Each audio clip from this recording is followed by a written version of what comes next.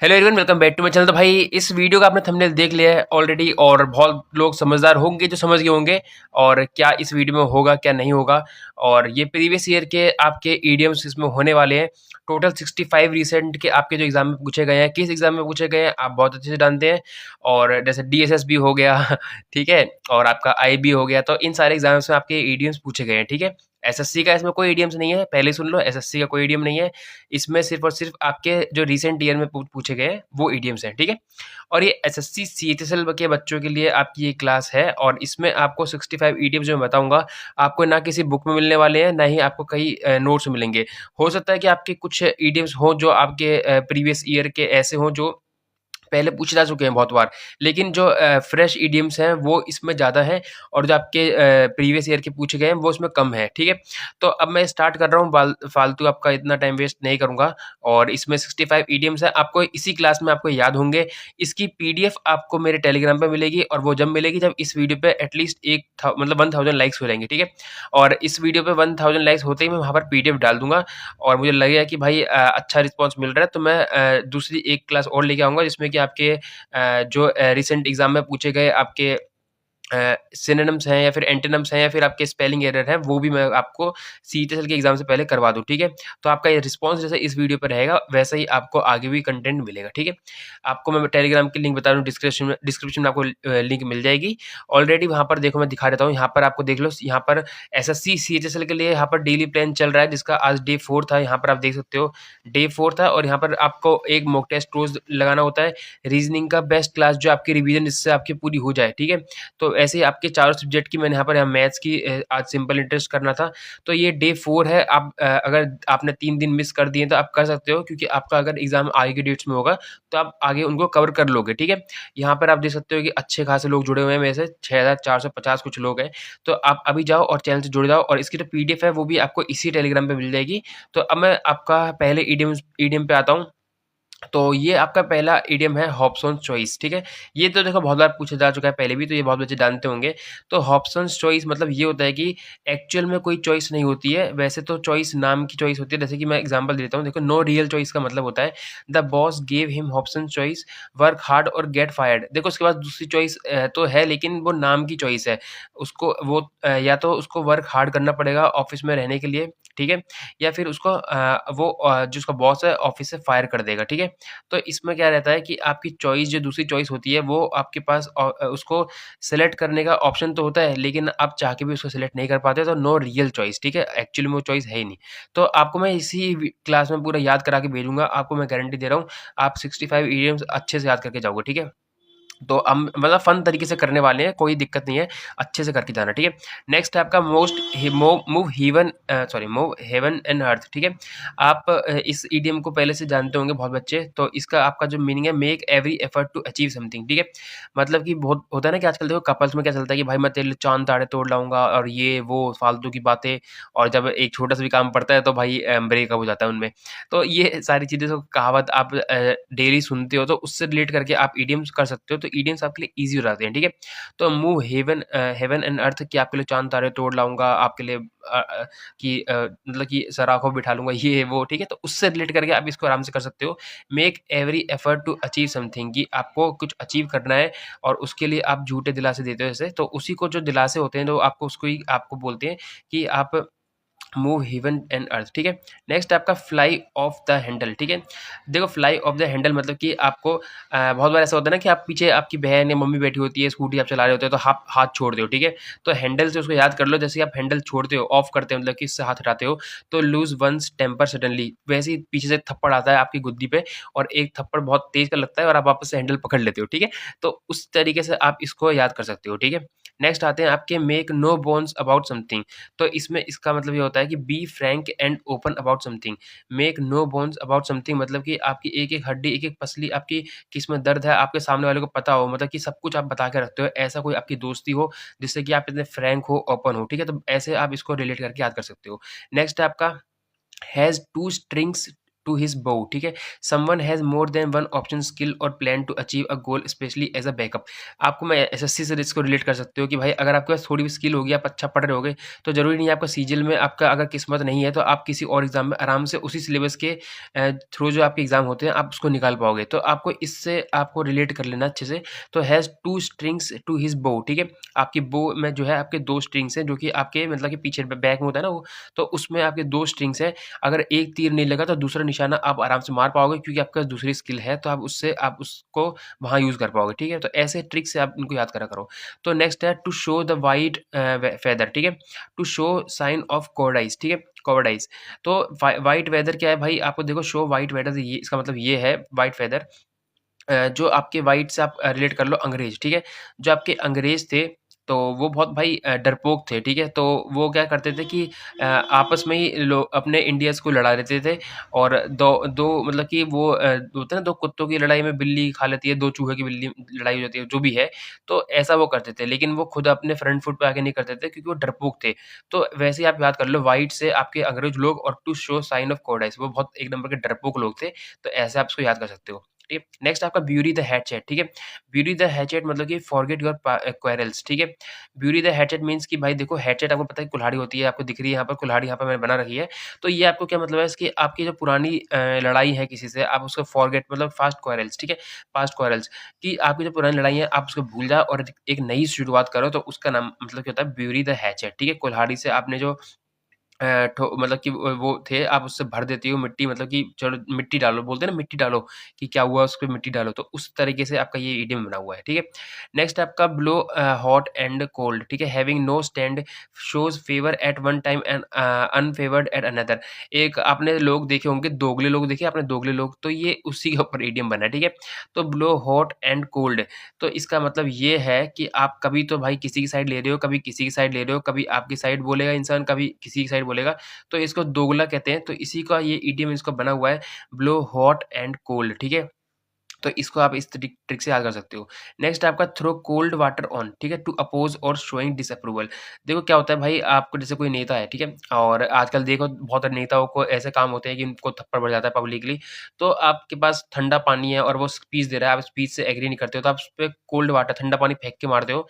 किस लिए कि आप उसकी बातों से एग्री नहीं कर रहे हो, अपोज करते हो उसके डिसीजन से, उसकी बातों से, ठीक है। तो यही इसका मतलब है, टू अपोज और शोइंग डिसअप्रूवल, ठीक है। तो आप ये हरकतें करना मत, नहीं तो आपको इसके भुगतान भुगतने पड़ेंगे। तो ये एक इडियम के लिए मैंने एग्ज़ाम्पल दिया है। नेक्स्ट आपका कीप समथिंग एट बे, ठीक है, टू कीप अवे और at a safe distance distance, ठीक है। देखो इससे तो आप आराम से कर सकते हो, आपको इडियम से ही समझ आ रहा है। कीप समथिंग एट बे मतलब कि समथिंग कुछ है जो आपको दूर रखना है। तो इसका आप आराम से इडियम से ऑप्शनल एलिमिनेशन करके कर सकते हो, और ये पहले ही पूछा जा चुका है, तो इसको समझाने की ज़रूरत नहीं है। नेक्स्ट आपका tooth and nail, to make every possible effort to win. ये भी आपका पिछले पिछले साल आपका ये इडियम काफ़ी बार पूछा जा चुका है। तो टूथ एंड नेल मतलब कि अपनी एड़ी चोटी का दम लगाना हो, या फिर टूथ एंड नेल हो, तो इसको जो है आपका मतलब कि इसका यही मतलब होता है कि आप पूरा एफर्ट लगा रहे हो अपना, और अपने पूरी जान लगा दी आपने आपने फिर भी आप जो है मतलब किस लिए कि आप उस किसी भी चीज़ को जीत पाओ, या फिर आप जैसे एसएससी के लिए आप टूथ एंड नेल कर रहे हो, ठीक है। You make every tooth and nail efforts to clear SSC. तो वही इससे आपको इसको रिलेट करके आप कर सकते हो, ठीक है। नेक्स्ट आपका steel a march on, gain an advantage bye acting before others do. देखो इसमें क्या है, इसका मतलब है स्टिल अ मार्च ऑन का मतलब है gain an advantage bye acting before others do, ठीक है। इसका मतलब ये है भाई आपका कि आप किसी चीज़ को है कोई मतलब कि होते हैं ना बहुत जो एक्टिंग बहुत करते हैं लोग, जो आपको बन मतलब कि होते कुछ हैं लेकिन एक्टिंग कर करके अपना काम करवा लेते हैं, इस टाइप में ऐसा कुछ होता है ना, कि बहुत लोग काम नहीं करना चाहते लेकिन उनको ऐसे मतलब कि पेश करेंगे अपने आप को कि भाई हमारे साथ उनका फिर वो काम वो करवा ही लेते हैं। तो उस टाइम पे जब वो ऐसा काम करते हैं तो उसको बोलते हैं हम स्टिल अ मार्च ऑन, ठीक है। और ये भी आपका पहले पूछा जा चुका है, तो इसलिए इसको भी आप आराम से अच्छे से याद कर सकते थे। और लेकिन इसका ईडीएम का मतलब ईडीएम और मीनिंग थोड़ा-सा डिफरेंस है, तो उसको याद करने में थोड़ी दिक्कत आपको हो सकती है, ठीक है। नेक्स्ट आपका फिडल व्हाइल रोम बर्न्स, ठीक है। तो इसका मतलब है to ignore a serious crisis and focus on tribal matters instead, ठीक है। इसका मतलब ये है फिडल व्हाइल रोम बर्न्स, ठीक है। आपको इसका मतलब ये है इसका कि आप जो सीरियस इश्यूज़ हैं, ठीक है? जैसे कि आपको पता है कि एसएससी में इतने सारे सीरियस इश्यूज़ हैं, उस पे कोई ध्यान नहीं दे रहा है और जो टॉपर्स खरीद रहे हैं, कोई सीपीओ के आपके जो टॉपर्स हैं, उनका इंटरव्यू ले रहे हैं। लेकिन जो सीरियस में मतलब एसएससी में जो अभी धाँधलीबाज़ी चल रही है, इतना कुछ चल रहा है, 14 अक्टूबर की जो बच्चे के एग्ज़ाम में वो हुआ है, दिक्कतें हुई हैं, उस पे कोई टीचर आवाज़ नहीं उठा रहा। तो वही है कि आपके जो सीरियस क्राइसिस, सीरियस इश्यूज़ हैं, उस पे कोई ध्यान दे नहीं रहा, लेकिन जो छोटे-मोटे मैटर हैं अपने चैनल को प्रमोट करने के, अपने कोर्स को प्रमोट करने के लिए उस पे ज़्यादा ध्यान लोग दे रहे हैं, ठीक है? तो ऐसे आप इसको याद कर सकते हो। और रोम से आपको पता है कि कौन से टीचर का नाम आर से है, तो आप उससे थोड़ा-सा रिलेट करके कर लोगे। कोई दिक्कत नहीं है, सारे टीचर एक जैसे ही हैं, कोई कभी सही चलता है, कोई कभी बेकार चलता है, कोई उससे हमें मतलब नहीं है। ईट हम्बल पाई ये आपका प्रीवियस ईयर का है, तो to admit that you are wrong, ठीक है? ईट हम्बल पाई मतलब कि भाई अपनी गलती एक्सेप्ट करना या फिर आप गलत हो, अपनी गलती मान लेना, तो उसी को हम कहते हैं कि भाई ईट हम्बल पाई, ठीक है? नेक्स्ट आपका carry coals to Newcastle. ये इसका मतलब आपका होता है भाई आपका something supplied to a place where it is already plentiful. आपको पता है कि देखो बहुत जगह ऐसा होता है आजकल जो कि जिसके पास बहुत कुछ है, उसी के पास बहुत कुछ मतलब कि हमारे जो इंडिया है उसमें जो अमीर है वो बहुत अमीर होता जा रहा है और जो गरीब है वो गरीब होता जा रहा है। तो उसी पे ये इडियम है carry coals to Newcastles. आपको जो इसका मतलब बताया गया है something supplied to a place where it is already plentiful. जहाँ पहले से ऑलरेडी वो चीज़ है वहाँ और भी वो चीज़ पहुँचाई जा रही है, लेकिन जहाँ नीड है, ज़रूरी है, वहाँ पर वो लोग वो चीज़ नहीं पहुँच पा रही है। नेक्स्ट है आपका टो एंड लाइन, ठीक है? Toe the line sorry, toe the line मतलब कि फॉलो द रूल्स।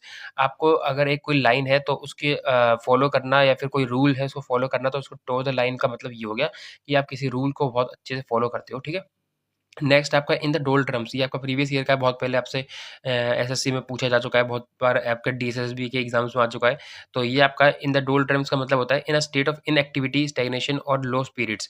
जब आप इन डोल्ट्रम्स होते हो कि आपका दिमाग ड्रम हो जाता है, समझ लो आपका जैसे भी एसएससी के आंसर की आई है, आपके नंबर कम है, तो आपका दिमाग जो है डोल्ट्रम हो गया, आप कुछ नहीं समझ आ रहा, आपको एक एकदम स्टैग्नेंट हो गए हो, स्थिर बैठे हो एकदम, ठीक है? लो स्पिरिट है, आपका कोई पढ़ने का मन नहीं कर रहा है, इनएक्टिविटी आपको कुछ काम करने का मन नहीं कर रहा, तो ये हो गया आपका डोल्ट्रम, इन द डोल्ट्रम्स, ठीक है? तो ऐसे रिलेट करके आप इडियम्स याद करा करो, ठीक है? नेक्स्ट आपका to chew the curd of reflection, to think इसका मतलब to think deeply and ponder carefully on something. To chew the curd of reflection मतलब कि अब दही भी जो है भाई सोचो जैसे कर्ड नहीं सॉरी मैं कर्ड बोल देता हूँ चलो ठीक है कर्ड सी यू डी हटा के हम सोच लेते हैं एक बार को ये कर्ड है ठीक है कर्ड आपकी दही होती है तो आप दही भी चबा चबा के मतलब कि खा रहे हो ठीक है तो chew the curd of reflection तो कर्ड भी आप चबा के खा रहे हो मतलब कि बहुत डीपली आपकी जो पोंडर के मतलब कि deeply think deeply and ponder carefully on something ठीक है तो ऐसे आप उसको याद कर सकते हो नेक्स्ट आपका not fit to hold a candle to इसका मतलब है समवन और something is far inferior lesser and can not be compare to another आपको देखो बहुत जगह देखा है कि आपने not fit to hold a candle to बहुत जगह ऐसे होता है कि मतलब कि कहीं कहीं घरों में ही मैं मान लेता हूँ जैसे कि तो समवन और समथिंग इज फेयर अनफेयर मतलब far inferior lesser and can not be compare to another बहुत जगह ऐसा होता है ना कि मतलब कि कंपैरिजन होता है कि भाई ये तो मतलब कि जैसा कोई वही मान लो कि आपकी कोई पोस्ट है वो कोई छोटी है कोई बड़ी है तो कोई एक छोटी वो मतलब कि एक फर्स्ट मतलब 1 स्टार है, किसी के 2 स्टार हैं मतलब कि पुलिस में मान लो, तो उस टाइप में होता है कि और वो उसका कोई कंपैरिज़न नहीं होता है। तो जो 2 स्टार वाला है वो बड़ा ही रहेगा हमेशा और जो 1 स्टार वाला है वो छोटा रहेगा। तो उस टाइप में है not fit to hold a candle to दोनों को एक कैंडल नहीं मिल सकती है, ठीक है? तो ऐसे इस टाइप में आप याद कर सकते हो। Sorry to cry stinking fish ठीक है? तो इसका अंडरवैल्यूइंग वन्स ओन वर्थ और एफर्ट ठीक है? बहुत लोग ऐसे होते हैं जो अपने आप को अंडर वैल्यू करते हैं अंडर एस्टिमेट करते हैं तो ऐसा इस इडियम का मतलब है तो टू क्राई स्टिंकिंग फिश ठीक है तो undervaluing one's own worth और एफर्ट ठीक है तो ऐसा नहीं करना चाहिए एक्चुअली में वॉन हिज लॉरेल्स तो ये आपका प्रीवियस ईयर का बहुत पहले आपके पूछे जा रहा है आपका ये इडियम तो to have earned great honour prestige और सक्सेस देखो वॉन से और लॉरेल दोनों ही वर्ड आपके ऐसे हैं जिससे कि आप एक सक्सेस या फिर आप ऑनर को आप रिलेट कर पाओगे। तो इससे आप डायरेक्ट आपको इसको याद कर सकते हो कि आप कुछ जीते हो और वो भी कुछ ऐसा कि जो आपका ऑनर है और जिससे आपको सक्सेस मिली है। मतलब कि आपको सक्सेस के लिए या फिर आप किसी भी चीज़ के लिए आपको जब ग्रेट ऑनर मिलता है जैसा अभी सीपीओ के लिए सम्मान समारोह होगा जो इनका सिलेक्शन हुआ है, तो वैसे ही आपको उनको बोलेंगे वॉन हिज लॉरेल्स ठीक है? तो ऐसा आप उसको कर सकते हो। नेक्स्ट है आपका भाई come of age to reach the age age when you are legally an adult, ठीक है? तो कम ऑफ एज का ये मतलब होता है जब आप एक एडल्ट एज पे आ जाते हो, जब आपको लगता है कि हम अब एक एज पे आ गए हैं, ठीक है? आप बोलते हो ना कम ऑफ एज, मतलब कि कम, मैं एक ऐसी एज पे आ चुका हूँ कि भाई अब मैं अपने डिसीज़न ले सकता हूँ। तो ये आपका इसका मतलब हो गया कि ऐसी एज जब आप लीगली एक एडल्ट आप कहलाए जाते हो, ठीक है? तो नेक्स्ट भाई आजकल तो वैसे 14 13 14 साल के निब्बे-निब्बी होते हैं, वो सोचते हैं कि हम तो बहुत ज़्यादा समझदार हैं, हमें पेरेंट्स की ज़रूरत नहीं है, हमें हम बहुत ज़्यादा अपने डिसीज़न खुद ले सकते हैं, तो वो उनके लिए ये ईडीएम बिल्कुल नहीं है। ये कि एक लीगली जब एडल्ट पे आप आते हो तो उसके लिए, उस चीज़ के लिए है। वैसे तो आप माँ-बाप के लिए मतलब कि घर में कभी भी आप एडल्ट नहीं होते हो, आप बच्चे रहते हो, तो बच्चे बन के रहना चाहिए। नेक्स्ट आपका गॉल एंड वार्म वुड, ठीक है? तो इसका मतलब है डीप फ्रस्ट्रेशन एंड रिसेंटमेंट। आपको जब देखो कोई भी किसी भी चीज़ से फ्रस्ट्रेशन होती है या फिर आपको रिसेंटमेंट होती है, ठीक है? तो इसमें जब भी आपको ऐसा हो जैसे कि आपको लग रहा है कि ट्रीट आप अनफ़ेयर आपको ट्रीट करा गया है, जैसे कि अभी दो 14 अक्टूबर वालों के साथ उनको लग रहा होगा कि हमारे साथ गलत हुआ है, तो उनके लिए इडियम बिल्कुल फिट बैठेगा कि गोल एंड वार्म वुड, ठीक है? तो रिसेंटमेंट का मतलब कि आपका यही होता है कि जब आपको ऐसा कि सही तरीके से फ़ेयर तरीके से कोई चीज़ ना हो, तो उसकी वजह से गुस्सा आना, ठीक है? तो वैसे ही इसको आप रिलेट कर सकते हो 14 अक्टूबर वाले बच्चों के साथ, तो ऐसे उनको फ्रस्ट्रेशन उनका जो है और जो उनका रिसेंटमेंट है, वो एकदम मतलब कि वैलिड है और उसको ही हम बोलेंगे गोल एंड वॉर्मवुड। नेक्स्ट आपका द स्वॉर्ड ऑफ डेमोक्ल्स, तो ये आपका बहुत पुराना इडियम है, तो अ कांस्टेंट थ्रेट, ठीक है? तो जब कोई एक कांस्टेंट थ्रेट थ्रेट होती है, तो उसको हम बोलते हैं द स्वॉर्ड ऑफ डेमोक्ल्स, ठीक है? तो इसको आप याद करने की ज़रूरत नहीं है, पहले से आप याद होगा आपको। नेक्स्ट है be hoist by one's own petard, इसका मतलब है have one's plan to cause trouble for others backfire on one, ठीक है? ऑन वन, ठीक है? Be hoist by one's own petard मतलब कि बाय ओन्स, ठीक है? समझ जाओ, बाय वन ओन मतलब कि आपके अपने ही, बाय होस्ट बी होस्ट, ठीक है? होस्ट का मतलब आप जानते हो, होस्ट का मतलब होता है आपका जैसे कैसे समझाऊँ? एक तो एग्ज़ाम्पल देने में कोई आ नहीं रहा, मैं पढ़ाता नहीं हूँ ना तो उस वजह से। देखो तो जैसे कि आप कोई पीछे खींचता है आपको, ठीक है? Be hoist by one's own पेटार्ड, तो मतलब कि जो आपको पै होते हैं ना लोग कुछ आपके अपने ही होते हैं, जो पीछे खींचते हैं, टाँग मतलब टाँग खींचते हैं, तो आपको उसी से रिलेट करके आपको ये इडियम बनाया गया है, have one's planned to cause trouble for others backfire, ठीक है? कि पीछे से जो हमला करते हैं या फिर ट्रबल क्रिएट करते हैं। तो ऐसे लोग से दूर रहा करो और ऐसे लोग को ब्लॉक मारो अभी-कभी, ठीक है? चाहे रिश्तेदार हो, चाहे कोई भी हो, कितना भी करीबी हो, अगर आपका ऐसा है तो वो आपका करीबी एक्चुअली में है ही नहीं। नेक्स्ट आपका hand and glove, very closely associated, ठीक है? हैंड एंड ग्लव का मतलब आपका होता है वेरी क्लोज़ली एसोसिएटेड, कि बहुत ज़्यादा कि मतलब कि क्लोज़ हो कोई इंसान, और तो ऐसे ही आपका हैंड और ग्लव जो होता है बहुत पास होते हैं, तो ऐसे ही आपका आपका वेरी क्लोज़ली एसोसिएटेड इसका आंसर हो जाएगा। नेक्स्ट आपका करी फ्लेवर, ठीक है? Curry favour to seek to gain favour by flattery और अटेंशन। देखो करी फ्लेवर का मतलब होता है कि आपका कोई अटेंशन गेन करना, ठीक है? आपका ऐसा कोई काम करना जिससे कि आप अटेंशन वो करो, ठीक है? तो इसका एक आप वो समझ जाओ कि करी फ्लेवर से आपको फ़ेवर एक वर्ड जो है मतलब कि रिलेट कर सकते हो, तो गेन फ़ेवर और फ्लेवर एक ही चीज़ लग रहा है ना, फ़ेवर और फ्लेवर, तो उससे आप इसको याद कर सकते हो, ठीक है? नेक्स्ट आपका चैप्टर एंड वर्स, तो चैप्टर एंड वर्स जो है आपका इसका मतलब हो जाएगा फुल प्रिसाइज़ इन्फॉर्मेशन और डिटेल। चैप्टर एंड वर्स मतलब कि आपका फुल प्रिसाइज़ इन्फॉर्मेशन और डिटेल, ठीक है? नेक्स्ट आपका a flash in the pan, something that happened only once और for a short time and was not repeated. ऐसी चीज़ जो कि एक बार हो गई, ठीक है? Something that happened only once, एक ही बार ज़िंदगी में होती है, आपके साथ भी ऐसी बहुत चीज़ें होंगी, जो आपके साथ एक बार ऐसे हुई होगी और उसके बाद वो कभी रिपीट नहीं हुई ज़िंदगी में। कोई भी अच्छी चीज़ भी हो सकती है, कोई बुरी चीज़ भी हो सकती है, दोनों चीज़ इसमें इंक्लूडेड है, तो इसका मतलब होता है अ फ्लैश इन द पैन, ठीक है?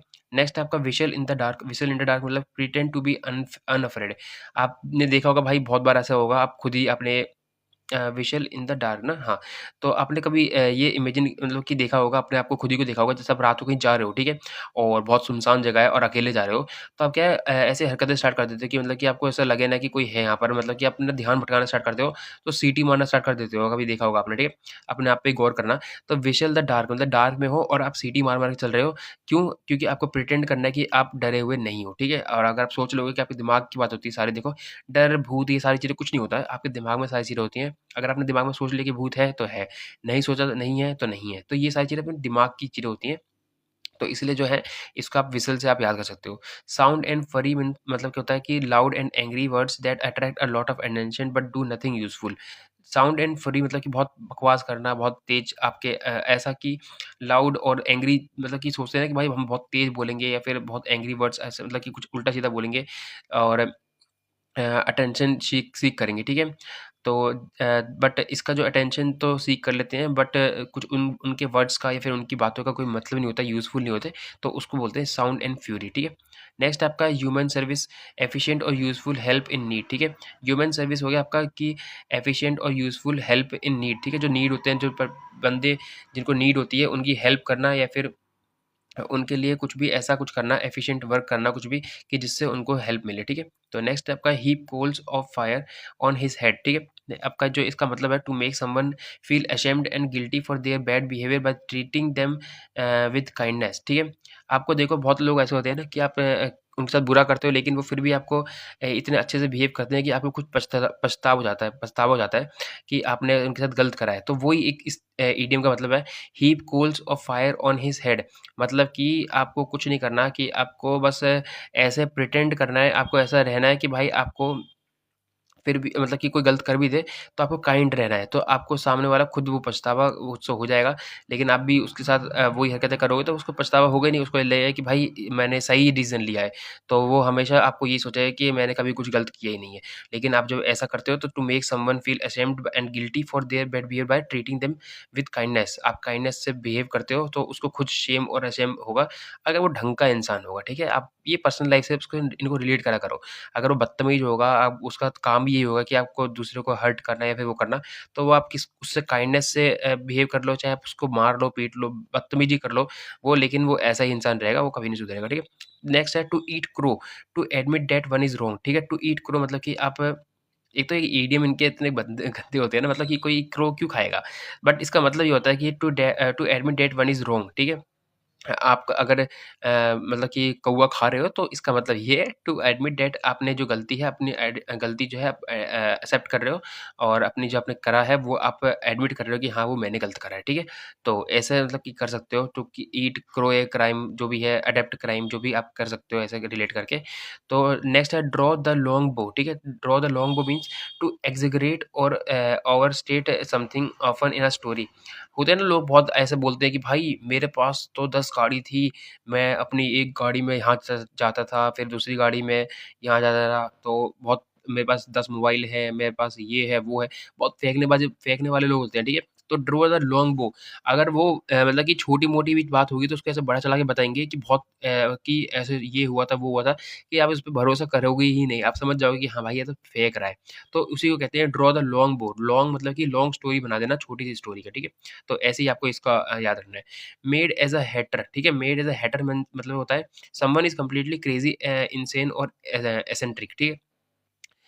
जो आपका मैड एज़ अ हैटर मतलब कि मैड वो भी एक एक्स्ट्रा लेवल पे, ठीक है? बहुत गंदे लेवल पे क्रेज़ी इंसान, इनसेन इनसेन इंसान, तो उसी को हम कहते हैं mad as a Hatter. Hatter मतलब कि थोड़ा बढ़ा-चढ़ा के और बताया उसको, तो उसको आप ऐसे याद रख लो, बस मैड से भी याद रख लो कि मैड मतलब क्या है? क्रेज़ी, इनसेन मतलब कि ऐसी हरकतें करने वाला, एसेंट्रिक तो इसको ऐसे आप याद कर सकते हो।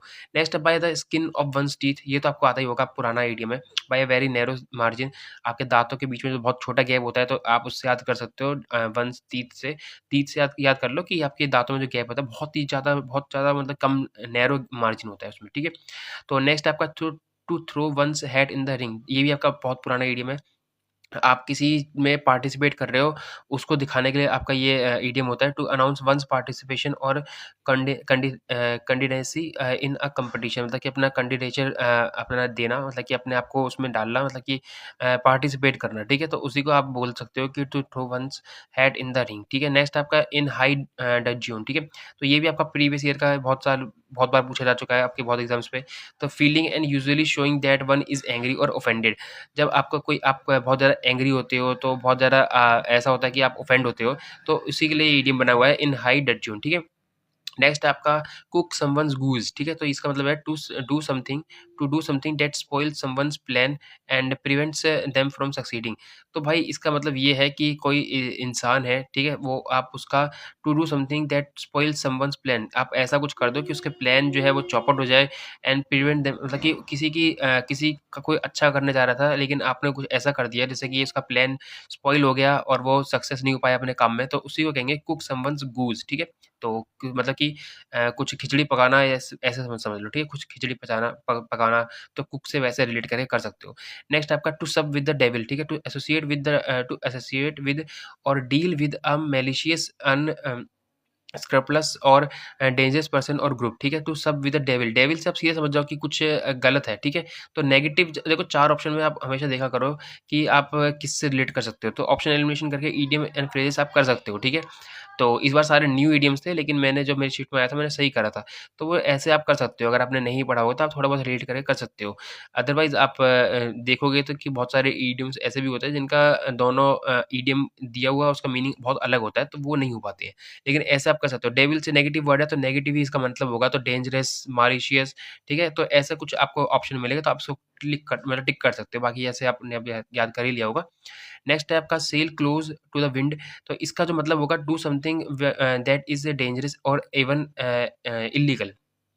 Cell close to the wind, ठीक है, do something that is dangerous और इवन इलीगल। तो आप ऐसे याद कर लो कि सेल जब होती है आपकी, मतलब कि नाव वगैरह के लिए शायद कहते हैं, तो वो जब आपकी समुद्र के बीच में होती है और विंड चलने लगती है तो बहुत डेंजरस होती है, और वहाँ पर जाने के लिए अगर सरकार ने बैन लगा रखा है तो आप वो चीज़ कोई ऐसी कर रहे हो जो इलीगल भी है, ठीक है, इलीगल भी हो गई और आपके लिए डेंजरस भी होगी, दोनों सिचुएशन आपके लिए बन गई है, तो उसको हम कहेंगे sail close to the wind, ठीक है। और इससे आप याद कर सकते हो कि भाई विंड में जब बहुत तेज विंड चल रही होती है, डेंजरस सिचुएशन जब बन जाती है। नेक्स्ट है आपका ऑन टेंडर हुक्स, ठीक है, तो in a state of suspense and anxiety. तो अब बहुत बच्चे हैं, देखो एसएससी के बहुत सारे बच्चे होंगे जिनका स्कोर जो है 1-1-10 रह गया, 1-1-5 रह गया, तो उनका पहले लेकिन 2024 में 160 तक भी स्कोर था, ऐसे बच्चे भी हैं, ठीक है, 150 स्कोर भी था और उन्होंने प्री कट ऑफ क्लियर करी थी 2024 में, लेकिन इस साल उनका ये हाल है। तो इस टाइम पे वो इन सस्पेंस है, in a state of suspense है और एंग्जायटी में, बहुत ज़्यादा एंग्जायटी में, ना उनकी पढ़ाई हो पा रही है, ना कुछ हो पा रहा है। लेकिन मैं यही कहना चाहूँगा कि भाई आपने अभी अपना बेस्ट दिया है, आप अगले एग्ज़ाम के लिए तैयारी करो, उस एग्ज़ाम को भूल जाओ। नेक्स्ट आपका हैंग फायर, हैंग फायर का मतलब है टू डिले टेकिंग एक्शन और making a decision. Hang fire का मतलब ये है कि आप किसी डिसीज़न को लेने में या फिर कोई भी एक्शन आप जो सोच रहे हो, बस आप सोचते रहते हो, ख़्याली पुलाव बनाते रहते हो, तो उसी को हैंग फायर कहते हैं कि आप सोचते तो बहुत हो, लेकिन जब एक्शन का टाइम आता है, बहुत मेकिंग मतलब क्या कि कोई डिसीज़न लेने का टाइम होता है, तो उसमें बहुत डिले करते हो, ठीक है? तो इससे आप रिलेट करके कर सकते हो। नेक्स्ट आपका play the second fiddle to have a subordinate less important और weaker position compared to someone else. तो आपको देखो प्ले द सेकंड फिडल मतलब ये हो गया कि आप किसी के सबॉर्डिनेट हो, मतलब कि किसी के नीचे या फिर किसी से कम इंपॉर्टेंट या फिर कोई कम वीकर पोजीशन पे हो, जब someone compare to someone else, जब किसी और से कंपेयर करते हो, तो उसी को कहते हैं play the second fiddle. First priority आपके जैसे आप घर पे रिलेट कर लो, आपका बड़ा भाई है, तो फर्स्ट पे वो है, आप उससे सबॉर्डिनेट हो, उससे घर में भी लेस इंपॉर्टेंट हो और उससे कम पोजीशन पे भी हो और कंपेयर मतलब कि अपने जब भाई से कंपेयर करते हो तो ठीक है, उससे ऐसे आप रिलेट कर सकते हो। नेक्स्ट है आपका play gooseberry to be an unwanted third person in the company of two people especially a romantic couple who want to be alone. Oh my God! ठीक है, देखो भाई क्या होता है, बहुत बार आपने देखा होगा कि 2 सहेली होती हैं और 1 लड़का होता है और ये इस भाई का और इनमें से एक का रिलेशन होता है, तो ये मिलने जाते हैं तो ये लड़की अपने साथ अपने दोस्त को भी लेके जाती है।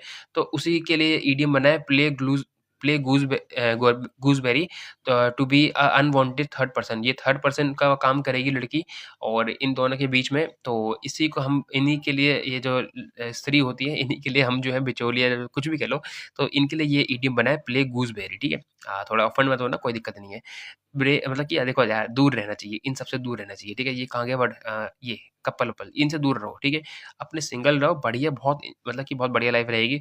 जैसे ही आप 1 से 2 होगे तो आपकी ज़िंदगी खराब होने स्टार्ट हो जाएगी, अनटिल अनलेस आपकी शादी की उम्र हो जाए या शादी आपकी करवाए, ठीक है? और आपके घरवाले ही आपका घरवाले ढूँढे या फिर ऐसा भी होता है बहुत बार कि बहुत मतलब ऐसी भी होती है love marriage plus arrange marriage बन जाती है, तो उसपे वो सबसे बेस्ट लगती है मेरे को क्योंकि आपका माहौल बहुत बेकार है, बेशक लड़की हो लड़का दोनों के लिए ही। नेक्स्ट आपका break one's duck to achieve something for the first time specially after a period of failure of zero results. देखो इसका एग्जांपल आप विराट कोहली से ले लो, ठीक है? तो शुरू के 2 मैच में जीरो पे गया था वो, मतलब कि जीरो मारा पहले मैच में, दूसरे में जीरो मारा ऑस्ट्रेलिया के साथ जब मैच था। लेकिन थर्ड में उन्होंने मतलब 50 प्लस कुछ रन मारे थे, ठीक है? तो मैंने मैच तो देखा नहीं था वैसे, तो मैंने बस हाइलाइट्स वगैरह देखी थी। तो उसमें क्या है, ब्रेक वन्स डक, ठीक है? 2 डक उन्होंने ब्रेक करे और तीसरे में उन्होंने सेंचुरी मार ली, मतलब हाफ सेंचुरी मारी to achieve something for the first time. First time तो नहीं था खैर उनका, but specially after period of failure और 0 रिजल्ट्स। मतलब कि कुछ पीरियड कुछ मतलब कि ऐसे पीरियड जिनमें उनको फेलियर देखने के लिए मिला था, उसके बाद जो है उन्होंने अच्छा अपना अचीव समथिंग, मतलब कि एक अच्छा एक स्कोर करा जिससे कि इंडिया जीती थी। नेक्स्ट है कट मी डेड, ठीक है? कट मी डेड मतलब कि to deliberately and completely ignore someone as if they are not there. भाई ये चीज़ करनी चाहिए जब 2 कपल वाला, देखो यहाँ पर एग्ज़ाम्पल ले लेते हैं, यहाँ 2, यहाँ 1 लड़का। तो इस लड़की को इसको कट कर देना चाहिए, ठीक है? डेड तो नहीं करना चाहिए, ठीक है? इसको निकाल दो और आप अकेले जाओ। तो फिर to deliberately and completely ignore someone, इसको इग्नोर करो as if they are not there, कि ये यहाँ पर है ही नहीं, ये यहाँ से निकल गई, ठीक है? इसको यहाँ दूसरा कोई लड़का मिल गया तो ये यहाँ पर चली गई। तो ये दोनों आपस में मिल पाएँगे। तो यार ऐसे एग्ज़ाम्पल देके समझाना पड़ रहा है, लेकिन इससे याद आपको जल्दी होगा, ठीक है? नेक्स्ट है now now which way the wind blows, ठीक है? To understand how a situation is developing and use this is in deciding what to do. देखो किस तरफ हवा चल रही है और हमें उस तरफ ही जाना चाहिए। तो इस तब मतलब कि ये आपने इडियम पहले देखा होगा और इससे आप पढ़ के ही समझ आ रहा होगा आपका इसका मीनिंग क्या है, तो समझाने की ज़रूरत नहीं है। नेक्स्ट है harp on the same string, ठीक है? Harp on the same string मतलब टू टॉक और complain about the same subject repeatedly and tediously. हम जो है भाई देखो अभी एसएससी इतनी गलती कर रहा है और सेम चीज़ बार-बार गलती कर रहा है और उस पे हम जो है कंप्लेन कर रहे हैं अबाउट द सेम सब्जेक्ट कि भाई एसएससी का सुधार करो, एसएससी के एग्ज़ाम में सुधार करो, ठीक है? तो उसको ही हम कहेंगे हार्प द सेम स्ट्रिंग, मतलब कि हम सेम चीज़ पे हम आवाज़ उठा रहे हैं लेकिन एसएससी कुछ नहीं कर रही है।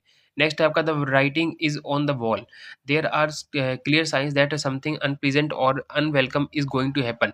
इसको आप कैसे याद कर सकते हो, देखो writing is on the wall, आपने बहुत देखा होगा, भूत की मूवी देखी है? भूत की मूवी देखी है आपने? तो भूत की मूवी में क्या होता है, भाई खुद ही दीवार पे कुछ लिखता जाता है, ठीक है?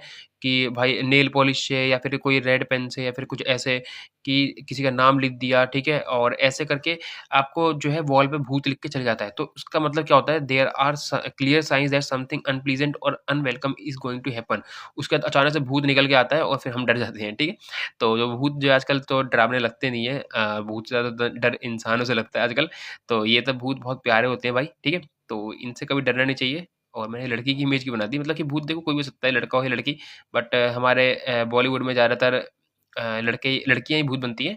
तो इसके ही बिहाफ़ पे आप इसको समझ सकते हो कि भाई जब लाल-लाल कलर का कुछ लिखने लगता है, वो राइटिंग ऑन द वॉल, मतलब कि कुछ अनप्लीज़ेंट होने वाला है। जंप द शार्क मतलब to reach a point where something stops becoming more popular और starts to decrease in popular quality, ठीक है? एक आपकी एक सीमा होती है कि आप इतने इतना सक्सेस कर लोगे, कोई जैसे कोई एक पर्टिकुलर चीज़ है कि आप एसएससी में किसी जॉब से लगे तो उसकी एक लिमिट है कि आप यहाँ तक ही पहुँच पाओगे, ठीक है? उसके ऊपर आप नहीं पहुँच पाओगे। उसके बाद जब रिटायरमेंट ले लेते हो तो वो वापसी से आपकी जो जो क्वालिटी तो क्या ही बोलूँगा, जो आपकी पहचान है या फिर कुछ है जो आप भूलने लगते हैं, लेकिन ये याद नहीं रखते कि आप यहाँ तक भी पहुँचे थे। तो आप वापस से जब रिटायरमेंट के बाद आते हो तो आपकी वापस से नीचे होने लगती है। तो इसी को समझ जाओ कि जंप द शार्क मतलब पहले यहाँ पर कूदे फिर नीचे चले गए, ठीक है? तो ऐसे इस टाइप में याद कर लो। Not in my line, something is not within one's area of occupation skill और इंटरेस्ट। बहुत लोग ऐसे होते हैं कि भाई अपनी स्किल से अलग जाते हैं, लेकिन जैसे कि आप अभी एसएससी की तैयारी कर रहे थे, आप सोच रहे हो कि बैंकिंग में चले जाते हैं, लेकिन बैंकिंग में क्या लगता है आपको, सब चीज़ सही चल रही है? नहीं चल रही ना। तो आप something is not within one's area और ऑक्यूपेशन, वो आपके ऑक्यूपेशन और स्किल्स के बराबर है ही नहीं। अगर आपको बैंकिंग करना है तो बैंकिंग में जाओ, एसएससी करना है तो एसएससी में जाओ। होते हैं बहुत बच्चे जो प्लस दोनों कर सकते हैं, लेकिन आपको मैं यही कहना चाहूँगा कि अगर आप बैंकिंग के सोच रहे हो तो बैंकिंग में जाओ, एसएससी की सोच रहे हो तो एसएससी में जाओ। तो ऐसे इसको मैंने बस रिलेट करने के लिए करा, नहीं तो बहुत बच्चे ऐसे हैं जो एसएससी भी करते हैं, बैंक भी करते हैं, ठीक है? नेक्स्ट आपका throw one's cap over the windmill to act in a reckless, crazy और अनकन्वेंशनल मैनर, ठीक है? आपका इसका मतलब है throw one's cap over the windmill का मतलब है to act in a reckless, crazy और अनकन्वेंशनल मैनर, कि भाई आपने अपनी कैप फेंक दी विंडमिल में, ठीक है? तो ऐसे कुछ याद कर लो कि भाई आप पागल हो, ऐसे इल्लीगल था वहाँ पर करना कि आपको कैप नहीं फेंक सकते या फिर कुछ ऐसे ऐसे रिलेट करके कर लो, लेकिन आपने स्टिल कर दिया तो आपने क्रेज़ी और अनकन्वेंशनल मैनर और रेकलेसली आपने इस चीज़ को करा है, तो इसकी आपको सज़ा मिलेगी, ठीक है? नेक्स्ट आपका go for a song to be sold और both at a very low often unexpectedly cheap price. इसका एग्ज़ाम्पल तो मैंने लिखते-लिखते मैं नोट बनाते हुए कर रहा था। बहुत बार क्या होता है भाई, बहुत अच्छा कोई मतलब कि सिंगर है या फिर मैंने देखा था अभी, मैं पहले इंस्टाग्राम अब तो यूज़ नहीं करता हूँ, तो उसमें क्या था, एक लड़का गाना गाता था, ठीक है? तो उसके कमेंट में मैं देखता था कि भाई बहुत सारी लोग कमेंट करते थे, वो ये मतलब कि बहुत ज़्यादा तारीफ़ करते थे, वो करते थे और काफ़ी बार होता है लड़कियाँ पिघल जाती हैं ऐसी चीज़ों पे, ठीक है? तो मतलब एग्ज़ाम्पल के लिए कर रहा हूँ मैं, ऐसा कुछ नहीं है मेरे मतलब कि दिमाग में। तो लड़कियाँ पिघल जाती है बिना कुछ देखे, बस ये कि उसको गाना बहुत अच्छा गाता है।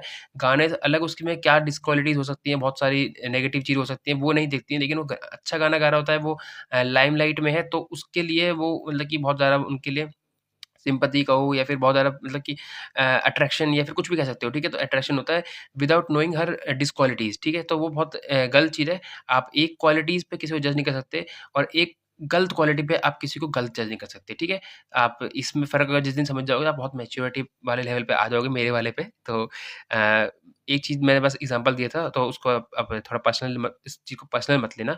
तो इसका मतलब हो जाएगा टू बी सोल्ड और both at a very low of an unexpectedly cheap price, ठीक है? नेक्स्ट आपका not to minds matter, to speak directly and frankly.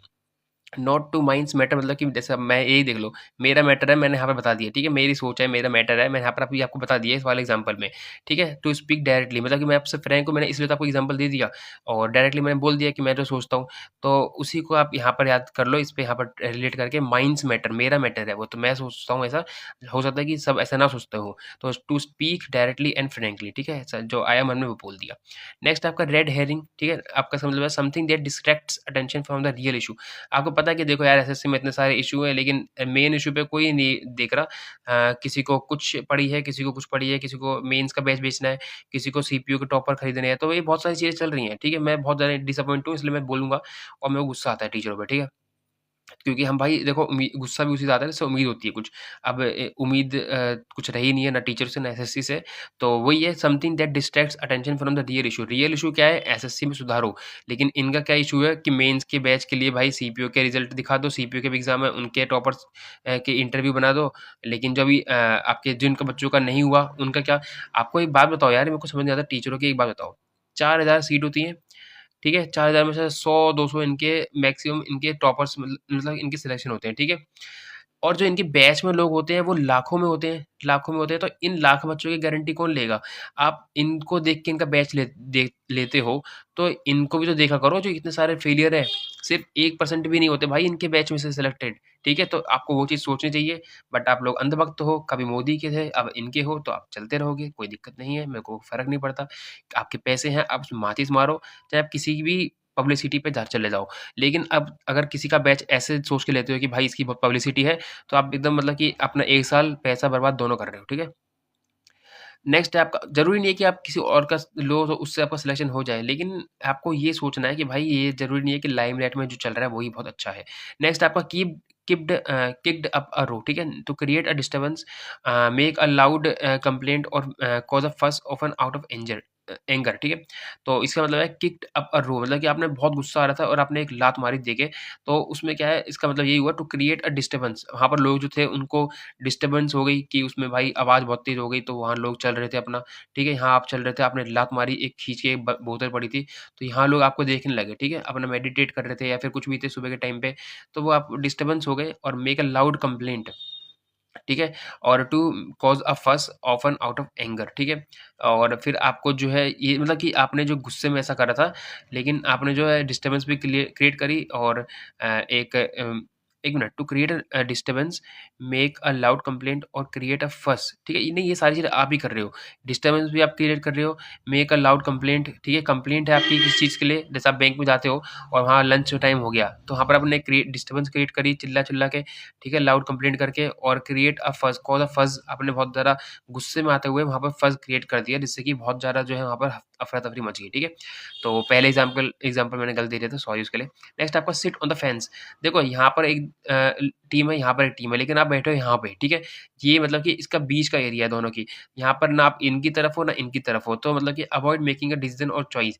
ना आप इनकी टीम में जाने की सोच पा रहे हो, ना इधर जाने की, मतलब कि आप डिसीज़न नहीं ले पा रहे कि मैं इधर जाऊँ या इधर जाऊँ। इसलिए आप बीच में बैठे हो, ठीक है? इसलिए आपको बिचौलिया कहा जाता है, ठीक है? तो क्रिकेट में बहुत बार आपने देखा होगा ऐसा होता है कि बहुत बच्चे जैसे होते हैं, एक मतलब कि टीम बढ़ती है तो एक बंदा बीच का रह जाता है, तो उसमें दोनों तरफ से बैटिंग आती है। मुझे तो हमेशा से फ़ायदे वाली लगती थी कि बीच का प्लेयर बन जाओ। 2 बैटिंग ले लो। नेक्स्ट है to make a clean breast of, to confess to और एडमिट समथिंग, ठीक है?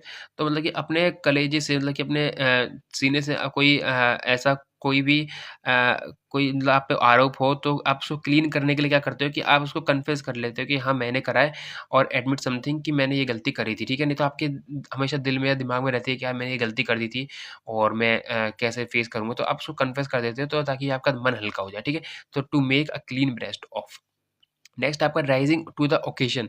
राइजिंग टू द ओकेशन का मतलब आपका हो गया to perform better than usual in a difficult और प्रेशर सिचुएशन। बहुत बार ऐसा होता है कि प्रेशर के टाइम पे बच्चे अच्छा स्कोर नहीं कर पाते हैं, फिर बट ऐसा भी होता है कभी-कभी प्रेशर में आप कोई चीज़ बहुत जल्दी और अच्छे से आप हैंडल कर लेते हो, जो कि आप बिना प्रेशर के भी हैंडल ना कर पाओ। आपको आपने भी ऐसा कुछ चीज़ देखी होगी कि आपने तुक्के में या फिर प्रेशर में आते हुए आपने कुछ चीज़ बहुत जल्दी कर दी और प्रेशर में ही आपके रिकॉर्ड बनते हैं हमेशा, ठीक है?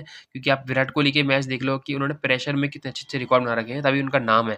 तो यही है राइजिंग टू द ओकेशन मतलब to perform better than usual in difficult और प्रेशर सिचुएशन जबकि आप नॉर्मली इतना अच्छा नहीं करते लेकिन आप डिफ़िकल्ट और जब प्रेशर वाली सिचुएशन हो तो आप उसमें अच्छा कर देते हो, ठीक है?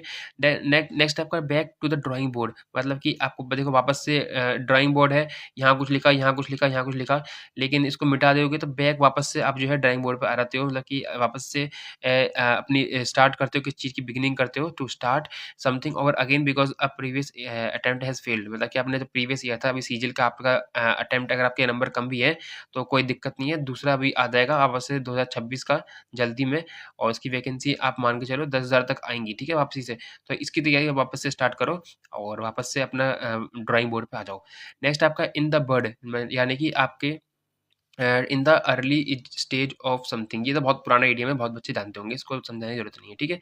नेक्स्ट है आपका 64 send someone to Coventry to ignore और ostracise outside them as a form of punishment मतलब कि बहुत बार ऐसा होता है ना कि भाई send someone to the Coventry Coventry means मतलब अलग करना मतलब कि किसी को इग्नोर करना इस टाइप में कि आप एज़ अ पनिशमेंट किसी को ऐसा होता है क्लास में मैम होती है तो कोई बच्चा गलती कर देता है तो मैम बोलती है कि इस बच्चे से कोई बात नहीं करेगा, ठीक है? तो इसको हम आउटसाइड बना देते हैं, आउटसाइडर बना देते हैं एज़ अ पनिशमेंट और इससे बात कोई नहीं करता है और जब मैम चली जाती हैं तो इसके यार दोस्त आ जाते हैं इससे बात करने के लिए, ठीक है? नेक्स्ट है not fit to hold a candle, not fit to hold a candle का मतलब है समवन और something is fair, inferior and can not be compared to another. Not fit to hold a candle मतलब कि हम ऐसा वो होता है ना कभी-कभी कि भाई जैसे कोई नेता है, ठीक है? उसको जो है कहीं जाओगे तो वहाँ पर अलग ट्रीटमेंट मिलता है, लेकिन उसके साथ ही कोई दूसरा बंदा होगा, नॉर्मल आदमी होगा, उसको जो है फेयर मतलब कि can not be compared to another someone और समथिंग इज़ फार इंफीरियर ठीक है? तो इसको और इसको जो ट्रीटमेंट मिलेगा, इसको मिलेगा वो अलग मिलेगा, ये इंफीरियर है इससे, ठीक है? क्योंकि ये नेता है और इसकी लोग बहुत ज़्यादा इज़्ज़त कर रहे हैं लेकिन इसकी नहीं कर रहे हैं, तो ये इंफीरियर फ़ील करेगा और जो है इसका कोई इससे कंपैरिज़न नहीं है, तो इसी को कहेंगे not fit to hold a candle ठीक है? तो इससे भाई मैंने भाई यहाँ पर आपको बता दिए 65 टोटल इडियम्स थे, ठीक है? बहुत लंबी वीडियो हो गई है, समझाते-समझाते मुझे उम्मीद नहीं थी कि 65 इडियम्स में इतना टाइम लग जाएगा। बट स्टिल मैंने देखा है कि 1-1 घंटे की वीडियो में टीचर 20 ईडीएम कराते हैं जिसमें कि 40 मिनट जो है फालतू बकवास करते हैं और उसमें भी 20 ईडीएम ऐसे होते हैं जिसमें से कि आपको 15 आते हैं तो आप सोचो 1 घंटे में सिर्फ़ और सिर्फ़ 5 ईडीएम कर रहे हो और वो भी उसका भी कोई गारंटी नहीं है कि आएगा नहीं आएगा। लेकिन इस 65 ईडीएम में से आपके सीएचएसएल एग्ज़ाम में ज़रूर आएँगे और इस वीडियो को मैं यहाँ पर एंड कर रहा हूँ। वीडियो को लाइक कर देना बाकी इसकी पीडीएफ जो है टेलीग्राम पे मिल जाएगी।